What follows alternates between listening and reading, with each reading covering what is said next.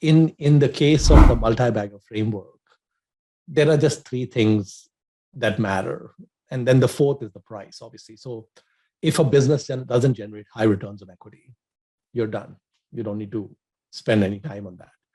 If the business needs a lot of debt to grow and generate high returns on equity, you would also be done. You don't even need those. If management quality or ethics is a question, you're also done. You don't need those either. And so just if you look at the businesses that generate high returns on equity, that alone would wipe out large swaths of businesses. And then, you get to the runway, right? So DMart will be a lot larger in 10 or 15 years than it is today. I think that's a pretty easy bet to make. Statistically, I think the odds are high that something like DMart might do well. We could make that statement about private sector banks in India.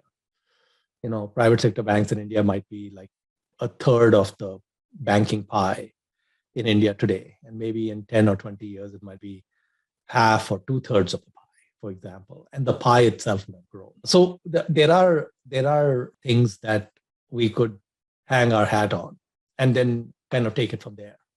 So basically, I think that if you go down this path, which is the multi-bagger path, the interesting thing is that, and all value investing, there are a couple of data points. John Templeton used to say that the very best value investor or analyst will be wrong 1 out of 3 times. Like 33% error rate is the lowest error rate for the very best practitioner of the art. If you are a kind of brain surgeon and you had even a 3% error rate, there might not be too many people coming to you for brain surgery. But I think in terms of value investing, you could be wrong half the time. And I think I've probably been wrong close to half the time and still end up with a phenomenal track record. So, and especially if you focus on the multi-baggers, companies that would go up 10x or 100x, basically in a lifetime of investing, if you ended up finding just 2 or 3 or 4 100-baggers at the age that you're at right now, that's all you need. In many cases, if you just found one, that might be all you need. And so we have all this time. And on the other hand, we just need to find things just once. Don't even need to find them that many times. When I started my journey value investing about 27 years ago, 94, 95. In the first 5 years, when I was not running my funds, I was just running my own money. I started with about $1 million in 95. By the time in the first 5 years, I had 200 baggers in the first 5 years itself.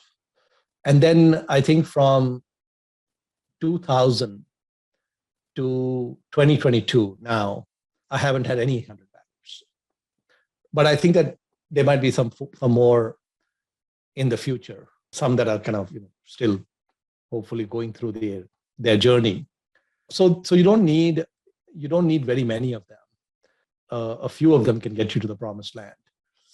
And I've had, when I look back, a rather sloppy journey as an investor because I was trying all these different things. I think if in 94 or 95 I had done what I'm telling you to do now, or suggesting what you should do now, I think I would have done a lot better than how I've done. So if I'd purely focused 10 or 100 baggers, I think the results would be vastly better. I remember in January 95, when I had the $1 million, I had mostly invested in the US markets. But I had an interest in the Indian markets as well. And I thought there were 2 or 3 areas where it could do well.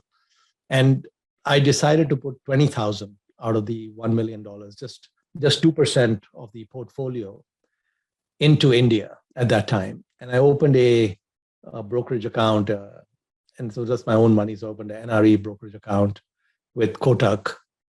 I decided to put half that money, $10,000 in one stock, which was a IT company. And I was in the I was in the IT services business at the time. So I knew this business really well.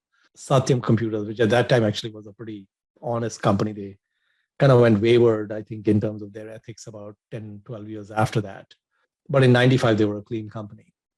So I put 10,000 into Satyam and in 95. And I think by the time it was 2000, it had gone up 150x. The 10,000 had become $1.5 million, approximately 1.4 million or something. And then the remaining 10,000, I put into three other stocks. I bought two of the courier companies that were listed in India at the time, Blue Dart and Skypack Courier, because my perspective was that the Indian Postal Service was just hosed. And if you really wanted to get a package from point A to point B in India, you really had to rely on private people to get it for you. I don't think the Postal Service was reliable. And so I thought that these businesses that were focused on that would do quite well. So I was just going to make three investments, actually, half in Satyam and then half in these other two. And then at the last minute, I was also very impressed with Kotak because I was just very impressed in dealing with their people.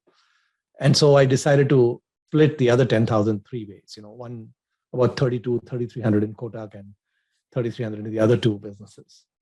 So when this 10,000 became 1.4 million or whatever in 2000, the other three businesses had done nothing for 5 years. They was pretty much sitting close to what I had paid for them, like no movement for the most part.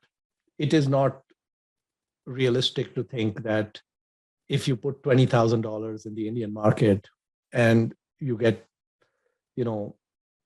1.4 million, something like a 70x, that there's still some meat on the bone and there's still some juice to be extracted, if you will. So I said, this is a pretty good result. And for no really good reason, in 2000, I sold the other three stocks. And I told Kotak, sell these stocks and just send me the money back. I basically liquidated the entire Indian portfolio in 2000. There was no really good reason to sell Blue Dart or Skypack or Kotak. No particular reason that I had to do that. Kotak from 2000 till now is about a 500x. Blue Dart is about a 300x. Skypack went kind of backwards. I think eventually went bankrupt, but it was down like 90% or something. So basically, there were massive home runs. There were two massive home runs, which, like I said, I there was no reason to kind of make that decision to sell, but that's what happened. And, I missed those two rides. But even with the sloppy nature and kind of stupid analysis that I did in those sell decisions, the end result was fine. And the remaining 980,000 that I'd invested in the US over the next 4 or 5 years, by 99, 2000, it was about 13 million or so. So that had gone up quite a bit because one of those bets had gone up 100x. 100,000 became about 10 million or so. So anyway, the thing is that even with a lot of sloppiness, what I'm saying is that basically what when you look at that investing that took place then, just the two bets that were 100 bagger were responsible for like 80, 90% of the returns. It didn't matter. The rest didn't matter if it all went to zero. The results would have still been great.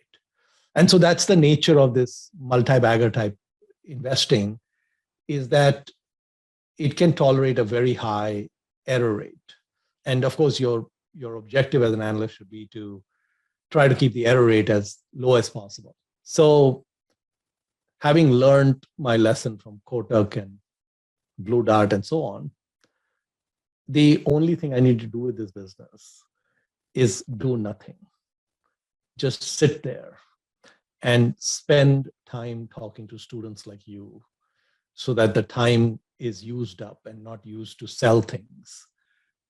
But I'm just saying that the nature of these 100 baggers is that this one business could become bigger than everything else in the portfolio, even though we made such a small bet with it.